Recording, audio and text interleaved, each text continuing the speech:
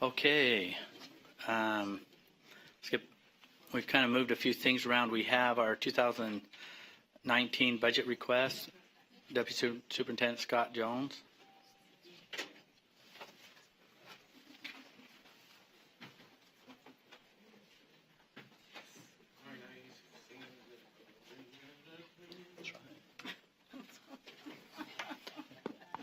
Okay, so while Natalie's pulling this up, this is part of the,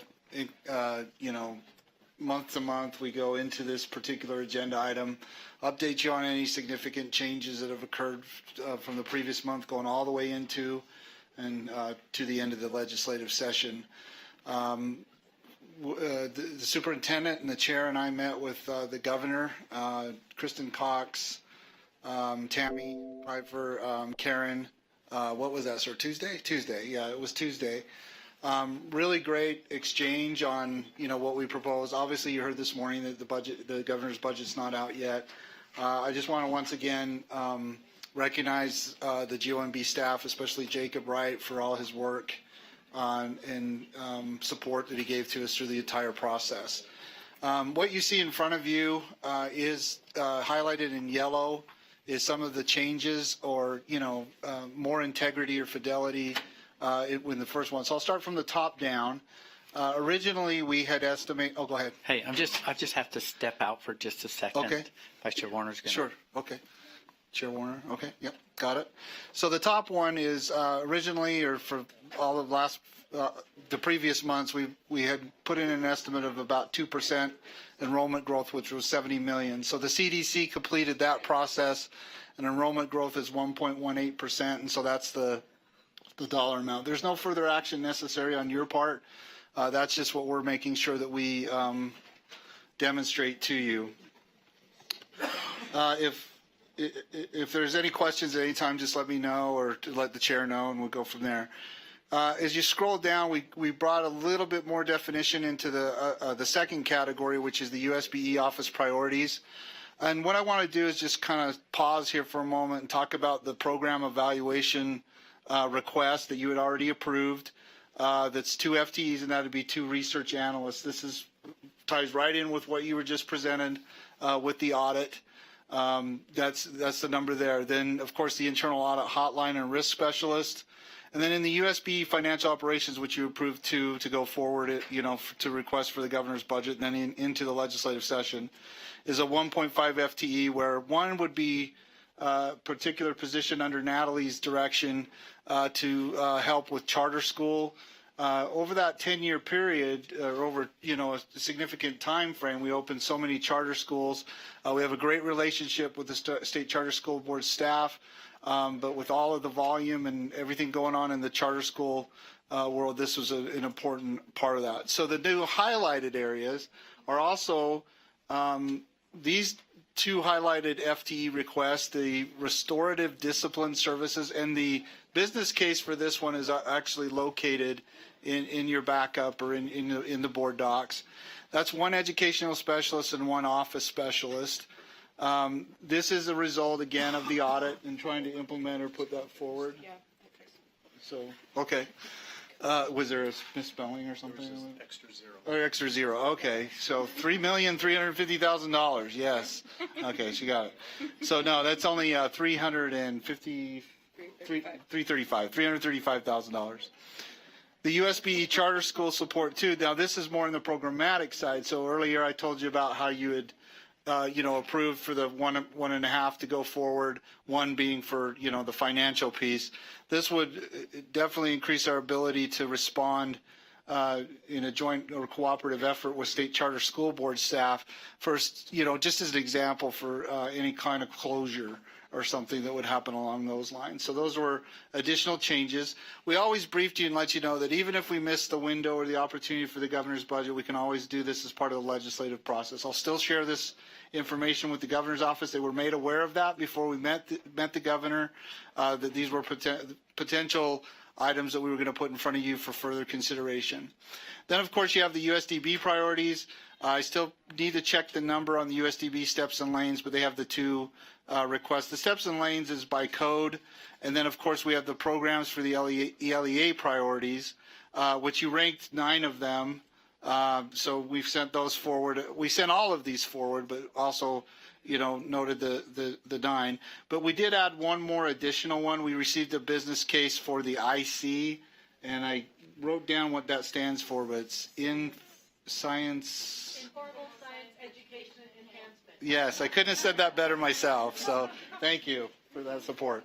And that, again, if we miss the window or the opportunity with the governor's office, this is going to always go, ahead of the legislature. But of course, we wouldn't do that without your knowledge and your approval. And that's what we're seeking here today, is for your consideration of the yellow highlighted areas to, ensure that we can move forward in a cooperative effort, still with the governor's office, but then also to, like I said, into the legislative session. Subject to your questions or any concerns with what we've presented here, that concludes the briefing. Any action on the yellow highlighted items? Any questions? Well, thank you for your time. Okay. Oh, wait. Well, I- yeah, any action on the yellow highlighted items, please? Okay. Let's not all jump in here.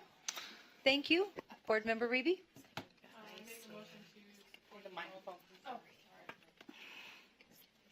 I make a motion to support the enrollment growth 18%. Okay. Is there a second to that motion? Second. Okay. Any discussion? Yes. This is one of the priorities that the superintendent's asked us to have as a priority. The schools are asking for this specifically, so I would like to support it. Okay. Any further discussion? Okay. All in favor? Aye. Any opposed? Okay, that motion passes unanimously. Any additional motions on the yellow highlighted part? And staff are here if you need any, if you have any questions, you want to know, like definition, anything like that. Okay, Board Member Cummins. I move that we include as a priority the 300 and what was it, 3 million, 35, the $335,000 for SAS restorative discipline and the 400,000 for 2 FTE for charter school support. Okay, there's a second. Any discussion to that motion? Board Member Cummins on the other side is looking a little nervous. Okay, all in favor? Aye. Any opposed? Okay, and with the last yellow highlighted issue. No, IC, there's IC at the, now I did put it at the bottom because it came in late, so, but it's on it too. So. Board Member Cannon? No, she did both. I move the board support the IC budget request for $550,000. Is there a second to that motion? May I make? Yes. And just a reminder, those are our partners, our great museum partners. I'm going to miss if I start naming them all, but Thanksgiving Point and Leonardo and the Museum of Natural History and, the list goes on. And I so apologize if I offended anyone who's listening and I didn't mention them, but that's just a reminder of who they are. Okay. Okay, so there's a second on the table. Any discussion to that motion? Yes. So because these are highlighted in yellow and we kind of put them in order in the past, this kind of confuses me. Yeah, and we don't have to do that here Okay. now. We know, and it's just that when we go into the legislative session, you'll know that you approved it to go forward and all that. There may come a time during the session when we'll have to revisit and reprioritize or do all that too, but we can take that up at that point on that. That's what I recommend. I don't think it's necessary to change priority or do anything at this point because we already, identified it to the governor's office. Let's see what his budget says and then go from there on that too. It's just to make sure that we're tracking and that if you're talking to a legislator or a constituent or a stakeholder, that, they say, hey, I really support IC, it's on the list or, different things like that at this point. So. Okay, so I just wanted to make sure that we're not using this as the order of importance, or we're not weighting it in any way, shape, or form. Not yet, but I will say we may have to at some point, depending on revenue and all that time too, but we'll have a process for that at that time, Thank you. if that's okay. Thank you. Okay, Board Member Hanson? So I have a question as I'm looking at this. So it lists all of these organizations, and then at the bottom, so Clark Planetarium, Red Butte Garden, Natural History Museum of Utah, Discovery Gateway, Thanksgiving Point Institute, Hawkwatch International, Loveland Living Planet Aquarium, the Leonardo. And then at the bottom, it says Utah's Hogle Zoo is currently a provisional member, but is requesting a move to the line item status.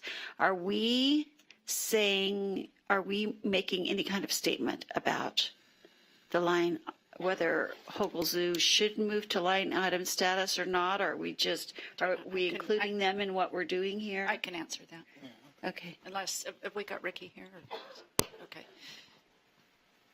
So just, we have partners who could probably answer this, but in short, there are a couple of funding levels, and that's part of the IC code rule. So it's not something that we step in and we're trying to make a judgment about, but they enter in as a provisional partner, and then they have to meet certain metrics, and then they become part of the line item. And that's all outlined. And I know I didn't say that well. You guys are so good to affirm with your head nods, but hopefully that makes sense. Any other questions? Okay, all in favor? Any opposed? Okay, I believe that covers this section. Yeah, just to close, going forward, we're going to create a more user-friendly vision of this sheet, okay? So we'll turn it over to communications and have them, laminate something and put it together so that, you have some kind of a handout or something to carry up to the hill or around with you, as you visit your constituents and stakeholders on that too. So that's next, now that we've pretty much solidified this. So I appreciate all the time. We got way ahead of the curve and all that, and we're really on the road to awesome as far as the budget requests go too. So good stuff. Thank you. Thank you.